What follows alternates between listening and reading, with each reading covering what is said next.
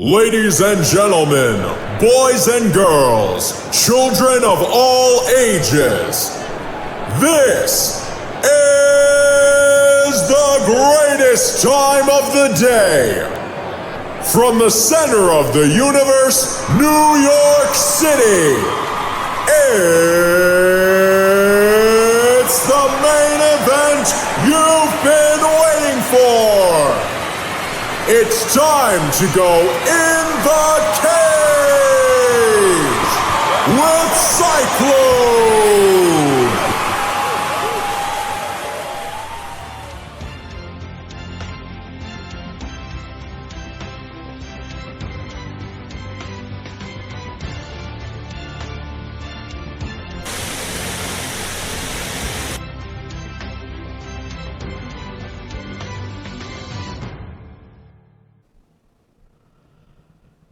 And that's right. Sweepy Pernell Whitaker, late last night, passing away at the young age of 55. Welcome everybody back to In the Cage with Cyclone. I am your host, your messiah for the 60th time, Cyclone.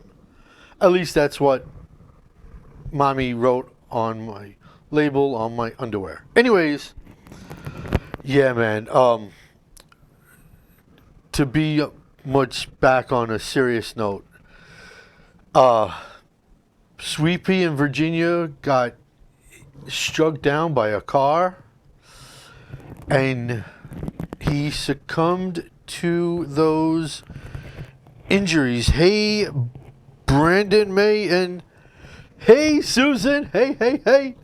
How the doggies, Susan? Anyways, Sweepy, if you remember, and if you don't know, I will inform you all. A 4-division Hall of Fame champion, lightweight, light welterweight, light middleweight. Could have possibly gone for a 5th, but look, is what it is. How many people can say they were 4-division champions in boxing? And it is an absolute shame. There was nobody nice. I've had the honor and the thrill of meeting Sweepy twice, and the second time was about 18, 19 years ago. Could not be nicer, and it really is a shame. 84 gold medalist in the Olympics.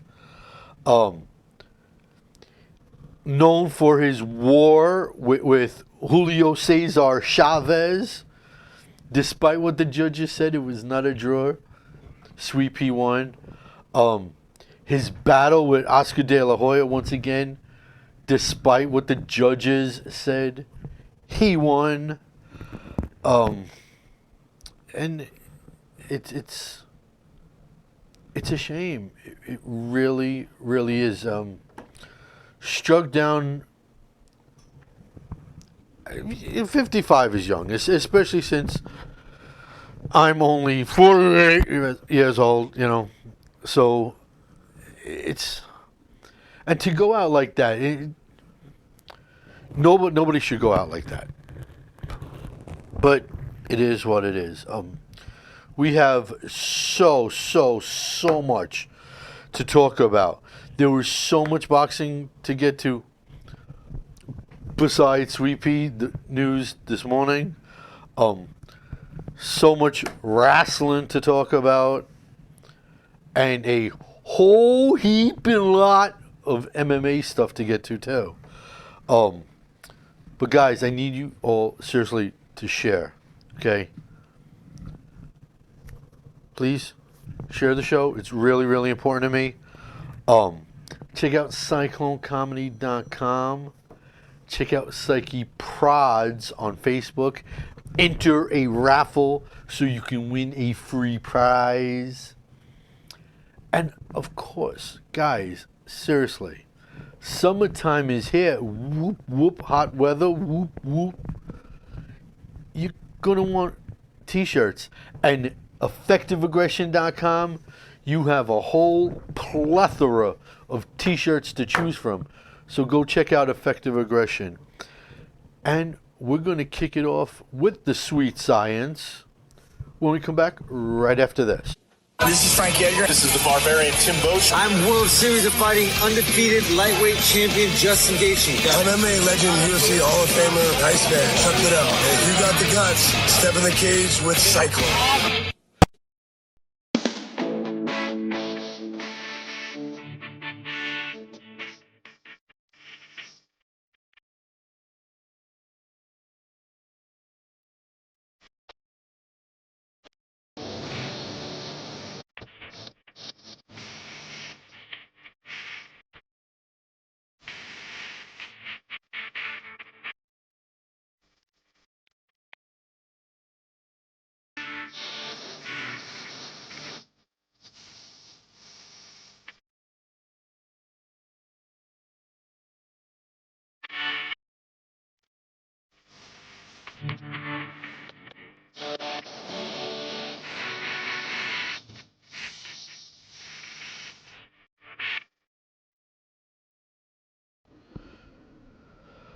Alrighty, so, like I said, let's start with some sweet science. Amir Khan. I'm not going to relive the disgrace, the debacle of the Amir Khan Terence Crawford fight. It's in the past. To quote Max Holloway, it is what it is. Amir Khan fighting an unsanctioned fight this past weekend against the recently unretired Billy Dibb. Should not have happened.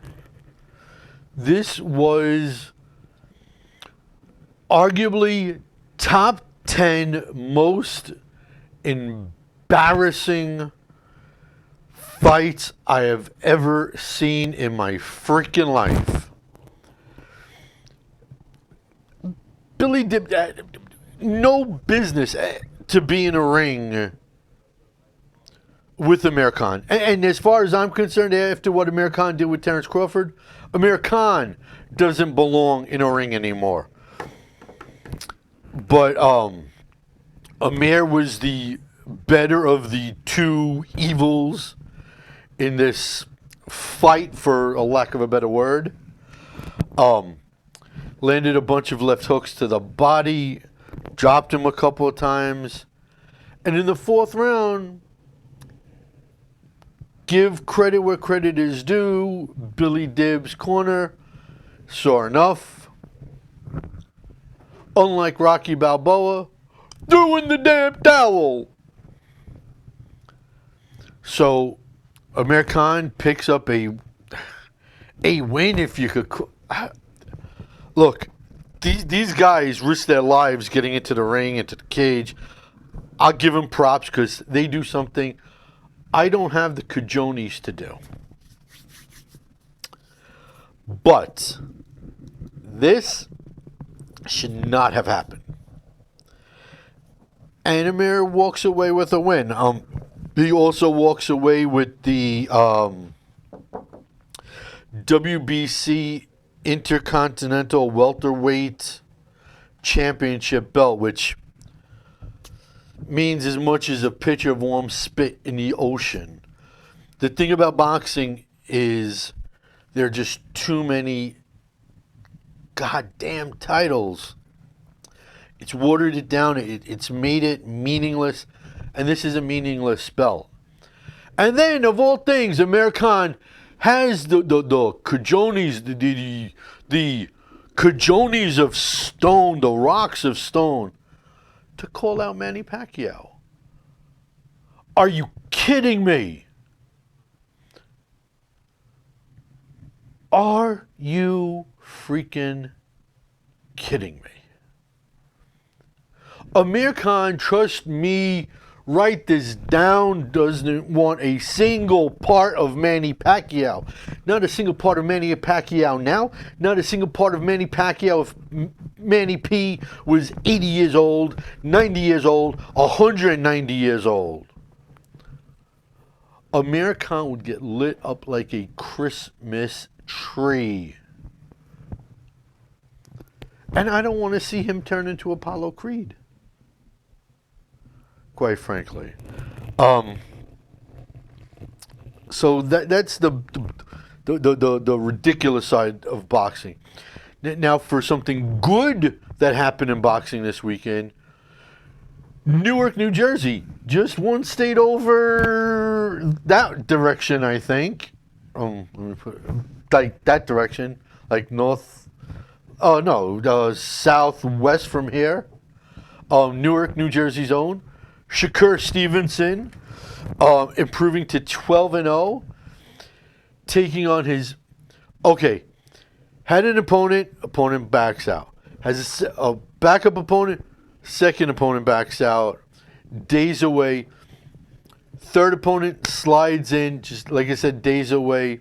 So he basically had to spar and train and work for 3 different opponents over the course of 2 weeks, which is insane. And it's a compliment. It is a statement of how good and how rocketing of a talent Shakur Stevenson is.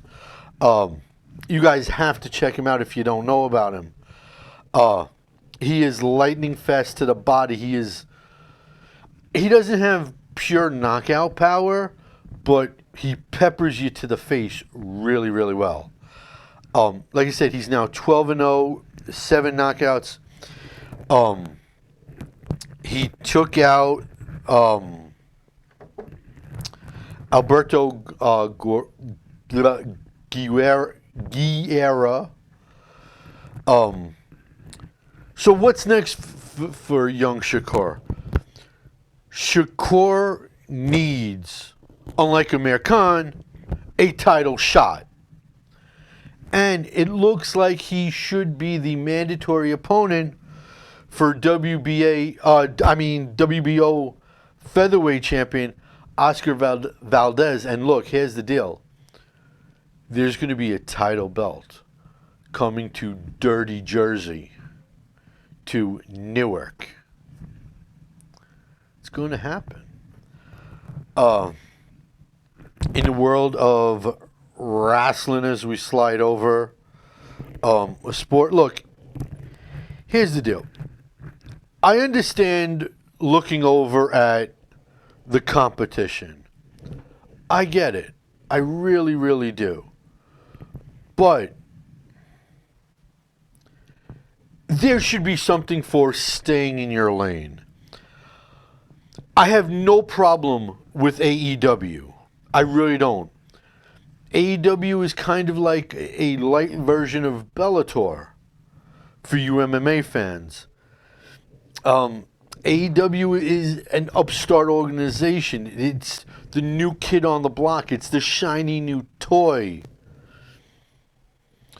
There is no reason for Cody Rhodes to keep on poking the WWE bear. There's no reason for it. Okay, AEW is never in a million billion years going to compete with the WWE. That's just the way it is. The WWE, like it or not, is the gold standard. Much like the UFC. It's the gold standard. It's the top dog.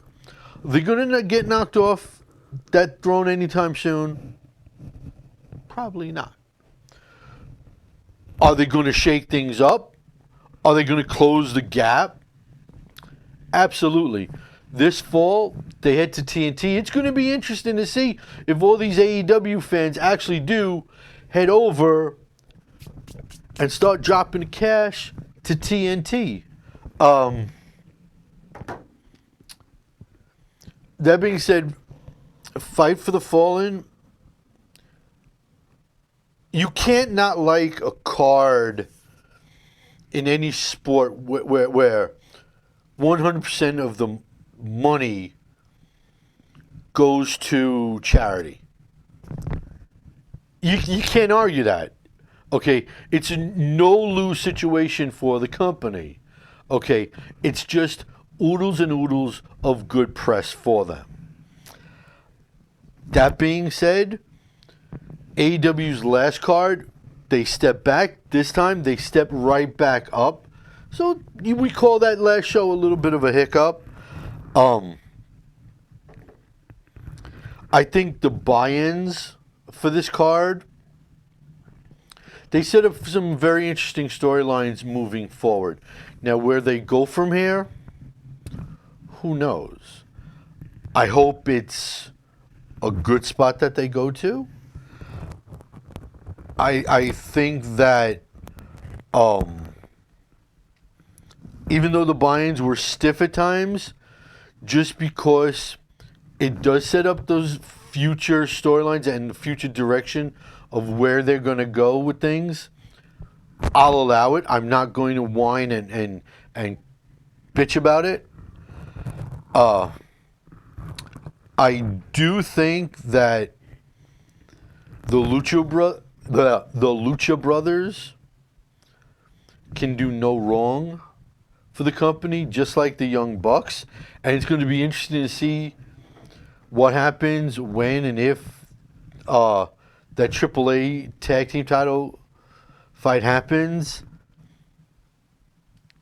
That being said,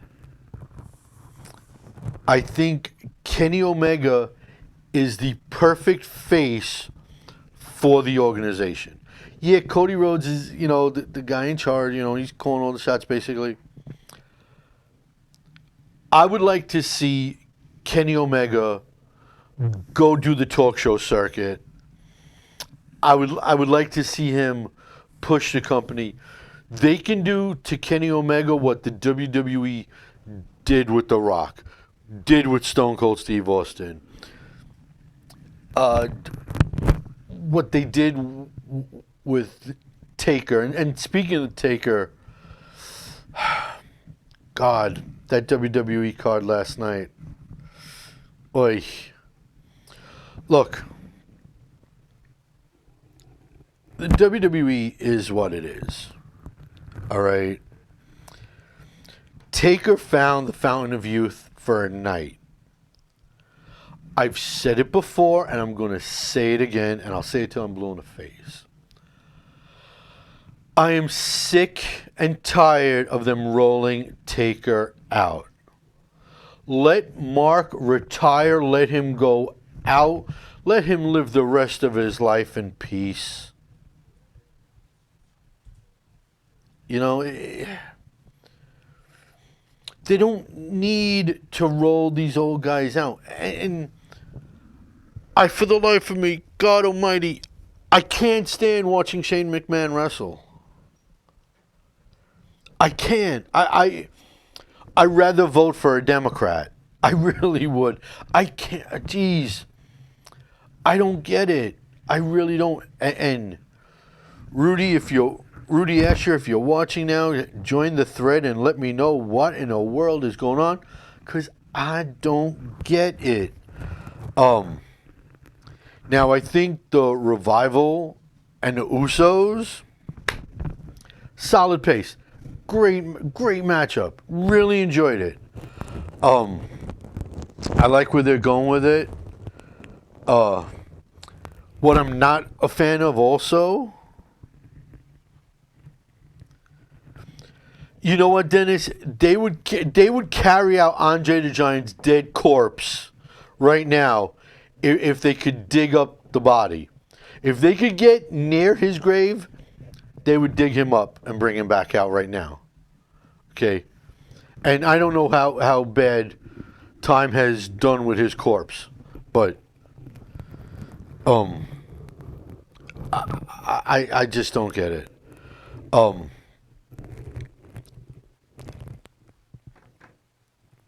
But it's like I was saying, something else I just don't get, and I've never been a fan of. I don't like it in the indies. I don't like it in the big time. I don't like crowd spots. I don't like wrestlers going into the crowd and doing stuff there. In the ring, outside the ring, inside the barricades, fine, all well and good. Going into the crowd like Braun Strowman and Bobby Lashley up to the souvenir stand and doing all that stuff, look. Yes, you know what?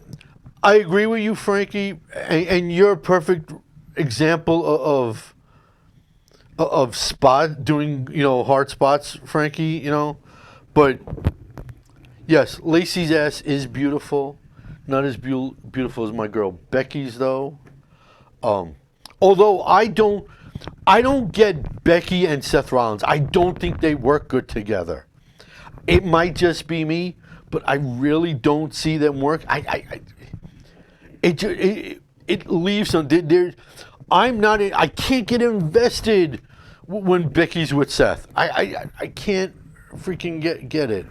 But I really, really, really hate crowd spots. Okay? And Frankie, you know exactly what I'm talking about. It bothers me. Spots don't belong in the freaking crowd. They really don't. Okay?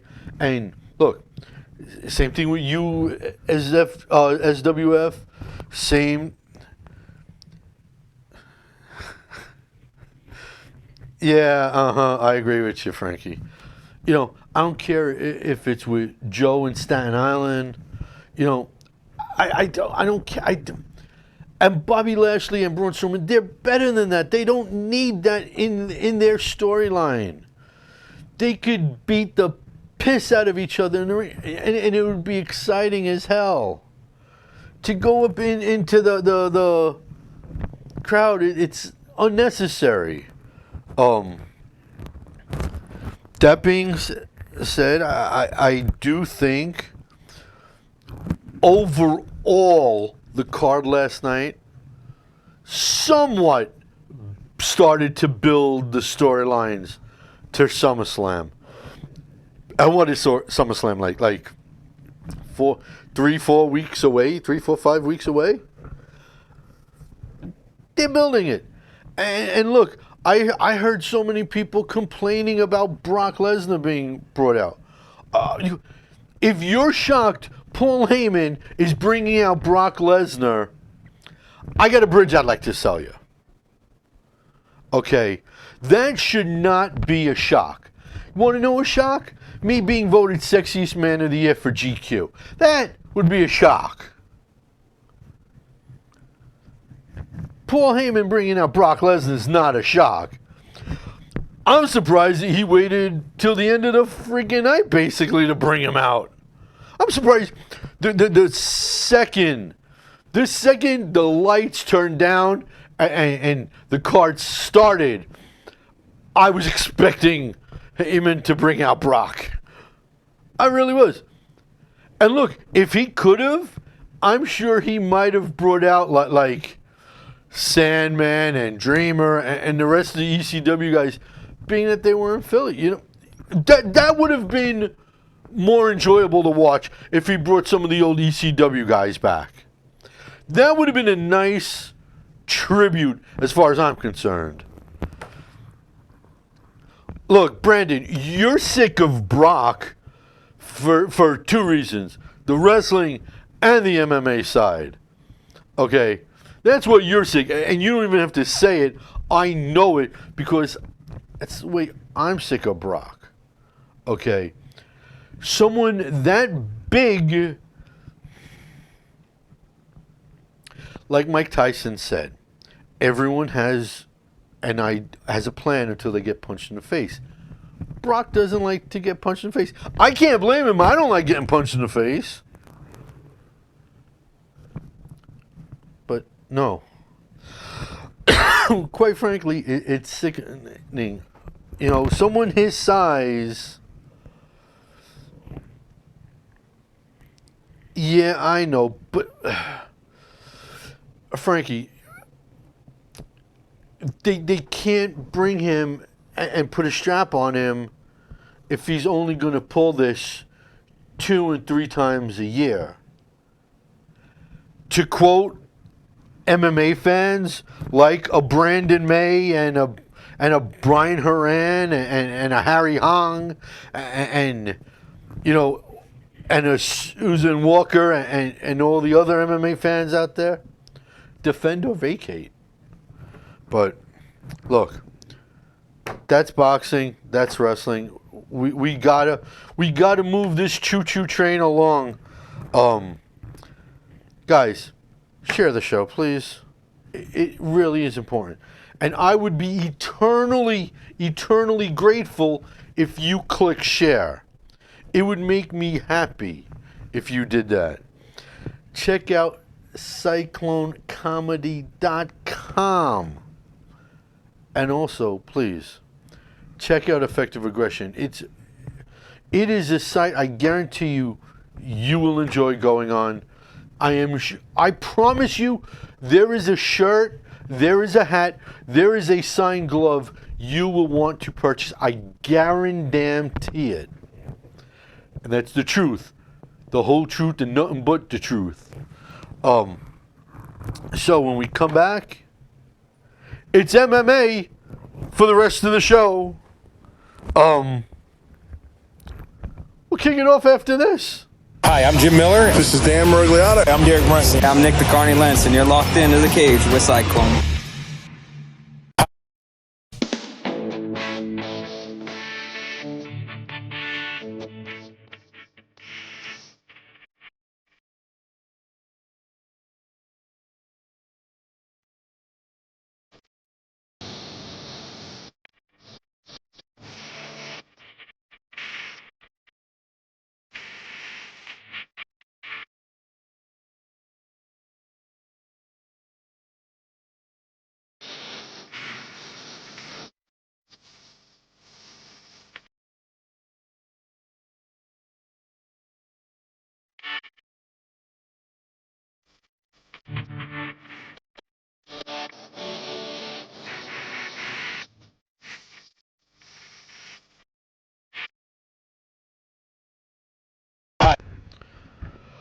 Okie dokie smokies. Now, guys, so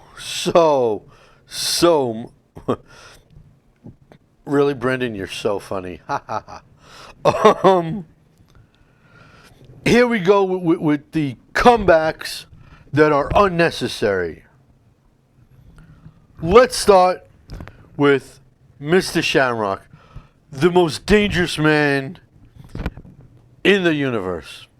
Who, by the way, third break, gave me a plug during the liner. Look, I am a huge Ken Shamrock fan.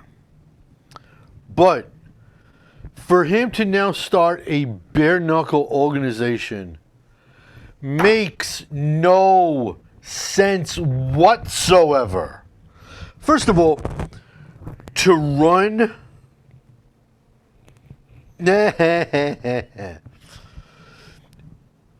an organization, you need capital. You need an incredible amount of capital. That makes no sense. Because I can assure you, I really don't think, despite him charging $25 per autograph at shows, I don't think he has the capital. He is a bad dude, but he doesn't need to start his own organization. Look, if he joined forces with Bare Knuckle Championships, Bare Knuckle FC, I have no problem. I would have no problem with that. Okay? I would think that would be a great move. Look, Rumble Johnson's part of the company. Let Ken Shamrock be another. No, they are good, but you know what? They could use another brand ambassador. And to have Shamrock as a brand ambassador, I would have no problem with it. I would love that. Okay. But him starting his own company, it's only going to suck money from him, and it's going to put him behind the eight ball in his life. And speaking of comebacks, making another comeback is the Huntington Beach bad boy, Tito Ortiz. Even though he said after the Chuck Liddell debacle that was it, he was done. He's taking on Alberto Del Rio at a 210-pound catchweight fight. Now look, Alberto Del Rio is an athlete. Pro wrestler, MMA fighter, he boxed in Mexico. He's a well-rounded athlete. Can't take anything away from Alberto Del Rio.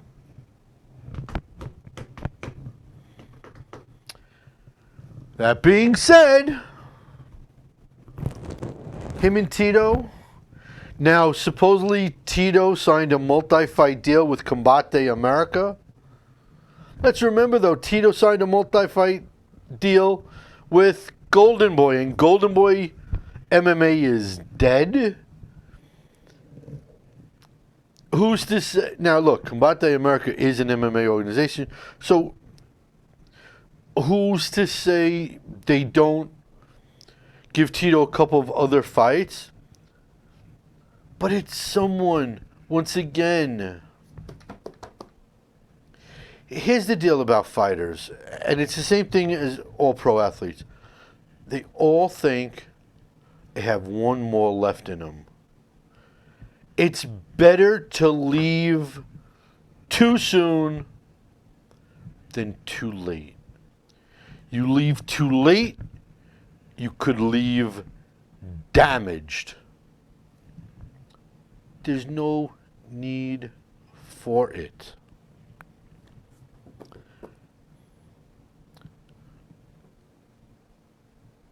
That was, you know what? Let me tell you something, Brandon. I remember when Krokop head kicked him, and there was the talk, was it a work? Was it legit? Was it fake? What the hell happened? And look, Krokop's kicks, you know, the left one puts you in the hospital, the right one puts you in the grave. There's just so much to... There's so much to think about when doing this at the advanced age these guys are. Okay. And recently, Alexander Gustafsson said he might want to come back. Now look, those on the inside of MMA and those with knowledge of Team Alpha Male and the UFC know Uriah Faber, even though he said he retired, and we all knew he wasn't retired. He was taking a break. Okay, he needed to refresh himself.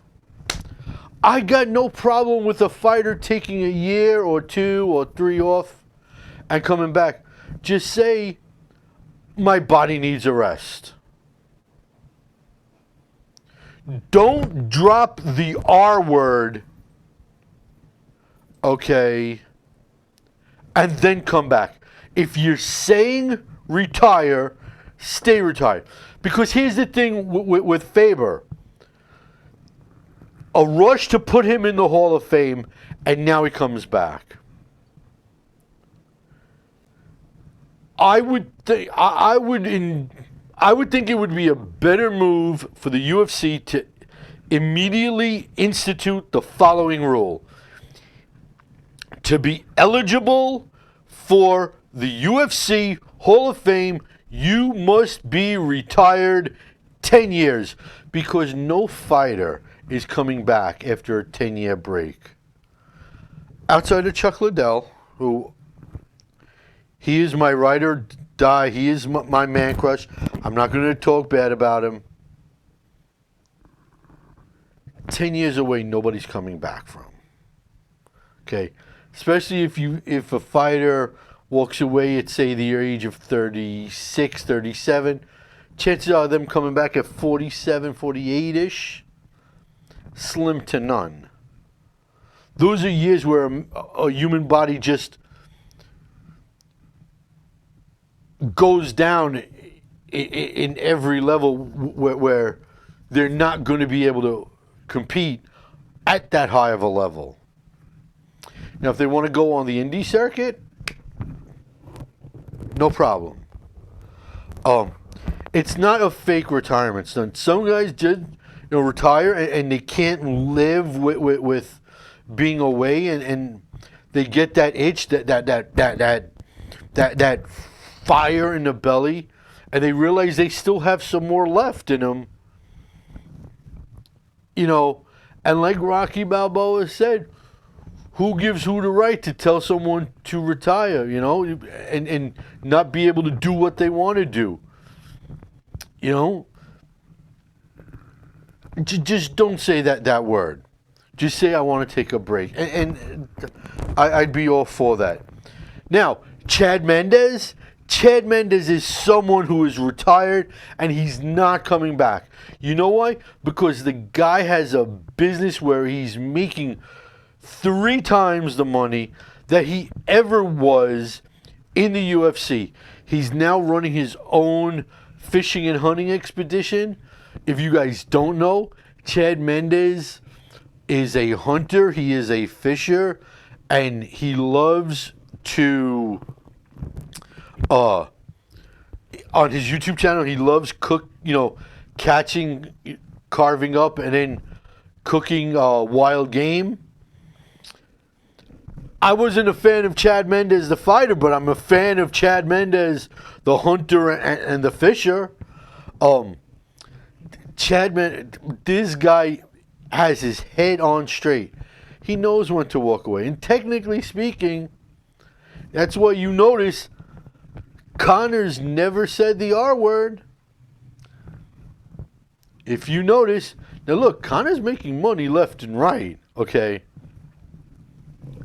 And that's what Chad Mendes do. A lot of these guys are smart.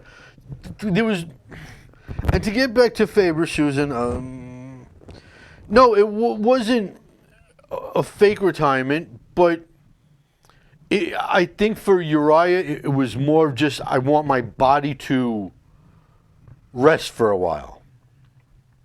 But he used the R word. He had his final fight. The UFC set it up, his last fight, in Sacramento, California.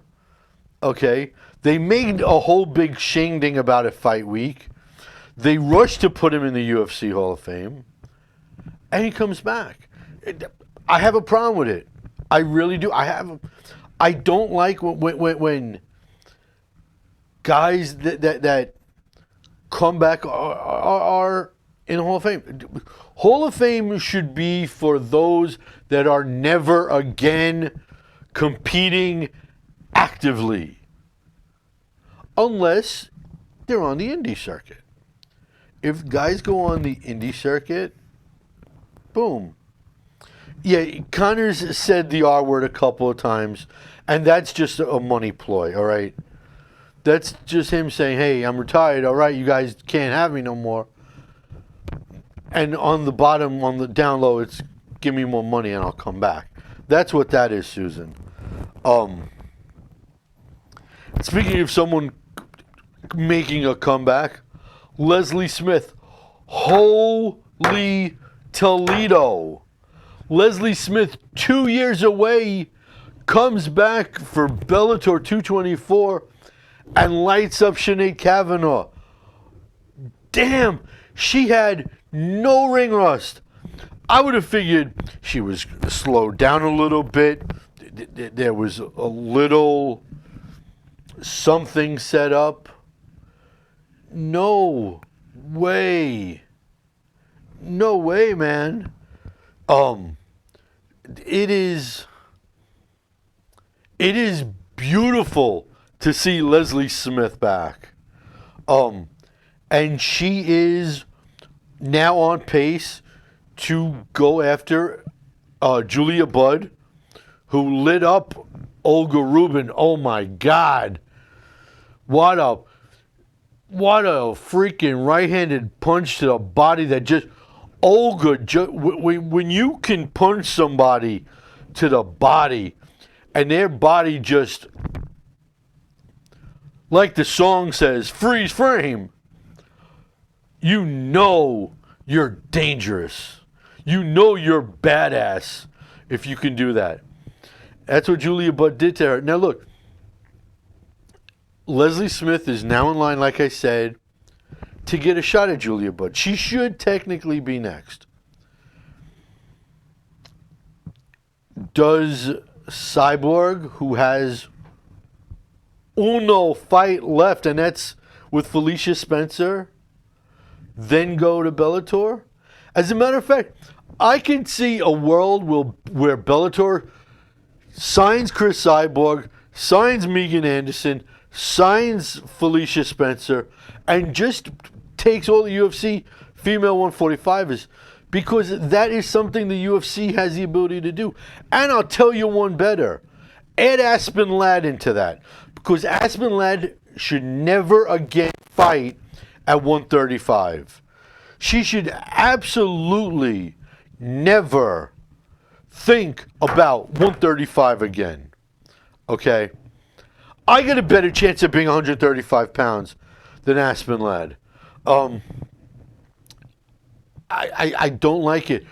I think that if Aspen doesn't want to move up to 145 and stay in the UFC, if the UFC is going to be in the 145 business, let her sign with Bellator. Let her go. Or, one better yet, add another 10 pounds.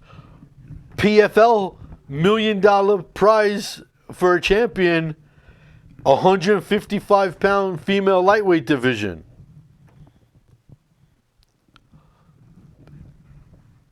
The UFC, obviously, in their actions, has absolutely no interest in the female 145s.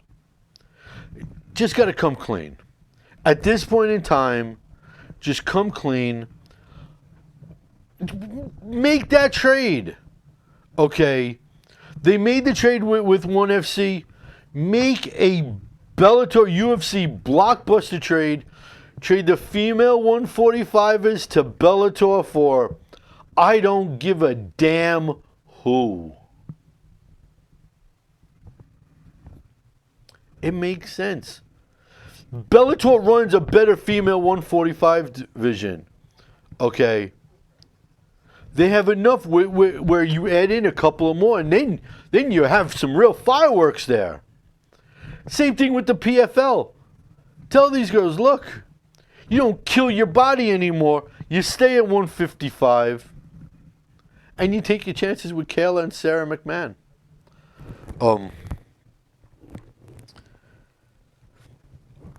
If you think, by the way, Eddie Alvarez, speaking of trades and ONE FC, if you think Eddie Alvarez got his ass beat in his first fight, no, she can't, Brandon. I've spoken to her twice about it already, and both times she walks around at 175, 180. So she's happy at 155. And she has no interest in 145. She definitely has no interest in 135. Now, Eddie Alvarez is going from the frying pan into the oven, my friends, because he is taking on, in the lightweight Grand Prix at ONE FC on August the 2nd, Edward Folyang. Now look, there are a lot of deadly fighters in ONE FC. And you know what? Edward Folyang is one of them. It's that simple. He is one of the baddest asses on the planet. Okay? And Eddie Alvarez is walking into a trap. The line in Star Wars, it's a trap! It's a trap! I don't see Eddie Alvarez winning this fight either. And if he goes 0-2 in 1FC, you're going to hear the birds talking, the birds chirping. Oh, he was the talent here. He was the talent in Strikeforce. He was the talent in this one. He's the underdog, the underground king. And he gets lit up twice at 1FC. It is so dangerous for him. I pray for Eddie Alvarez. Now, you know what, guys? I got to ask you. And he really does, Susan. It's tougher than tough. It is incredibly tough. A piece of breaking news that happened earlier today. I write this day on your calendar, folks. July 15th, 2019. This day is in history books because Cyclone's going to admit he was wrong. Like a broken clock is right twice a day, I was wrong. I was told that the Bellator 6-man Grand Prix for the featherweights would start in Connecticut. They're not. The first round, now separated on 2 cards, originally was supposed to be all on 1 card, is now all going to be in California, early September, the end of September, and then once the first round is done. Scott Coker, 1 second, I gotta do this. Sorry, I swallowed a belch, which totally disgusting. Scott Coker earlier today announced that then the 8 remaining fighters are going to come into the LA DAZN studios, and they are going to have an NBA draft type lottery where you get to pick your opponent, and that's the way the rest of the brackets and the rest of the Grand Prix gets decided. That is that's nuts that you get to pick your opponent. Because remember, you only get to pick your first round opponent then. You got to worry about that second round and that final, who's in your side of the bracket. And the big shock that of the Featherweight Grand Prix is no Aaron Pico. Scott Coker said that they want to hold Aaron Pico back. They still believe in him. They just want to hold him back just in case. But that is the Featherweight Grand Prix for Bellator. So guys, do me a favor, really fast, as we start to wrap this shing-ding up this week for the 60th time. Click share, please. Please. Pretty please. Check out Psyche Prods on Facebook, like I said, and you can enter a raffle, win a prize. I give prizes away all the time for free. And check out effectiveaggression.com. You won't be disappointed, I promise. Now, when we come back, it's game time right after this. I'm Dennis Bermudez. Hi, I'm a creepy Ian McCall. Yo, I'm Kelvin Gastelum. This is Mark Goldberg. Yo, I'm the world's most dangerous man, Hall of Famer Ken Shamrock, and you're getting tapped out in the cage with Cyclone.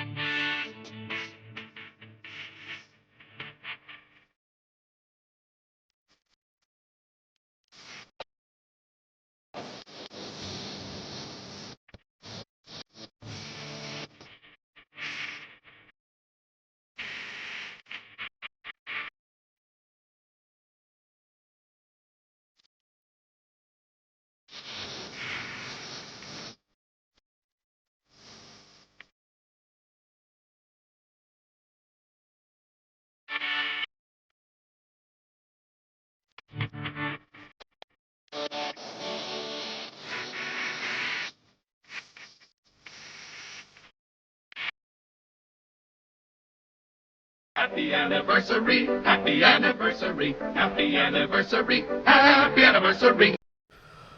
Okie dokie. So, on this day in MMA history, we have a couple birthdays to talk about. Matt Mitrione, Meathead, is 41 years old. Jarrell Big Baby Miller, that big-ass Brooklyn steroid user and crackhead and drug, every drug on this planet's in Baby Miller's body, is only 32. How is that possible? And today, in 2015, Fight Night 71 went down. Brandon, I am sure you remember this. Frank Mir KOing Duffy. Tony Ferguson winning by unanimous decision over the punk Josh Thompson, who is one of the best people on this planet. Josh Thompson is, if you ever get to meet Josh Thompson, I'm telling you, he's one of the funniest people on this planet. And that's what happened on this day in MMA history and world history. Anyways, it is time to give away a prize, everybody's favorite part of the show. Let's do a raffle.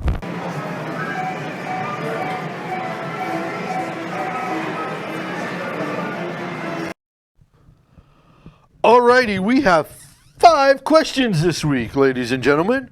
Question number 1 comes from Mr. Rudy Asher. Do you think Faber should fight Cejudo? No. No. As a matter of fact, I got put in Twitter jail this week because I tweeted something really not nice to Henry Cejudo. By the way, in case you guys don't know, Twitter jail is better than Facebook jail. Anyways, no. The first 2 people online for Cejudo is Joseph Benavidez and Aljamain Sterling. Those are the first 2. Nobody else gets in line ahead of those 2. That's saying that Henry keeps both belts, which I don't think he should. But no, he shouldn't fight Faber. Question number 2 comes from the Chi-Town Heat man himself, John James, my dear friend. What MMA champions do you think could be successful if they went into boxing?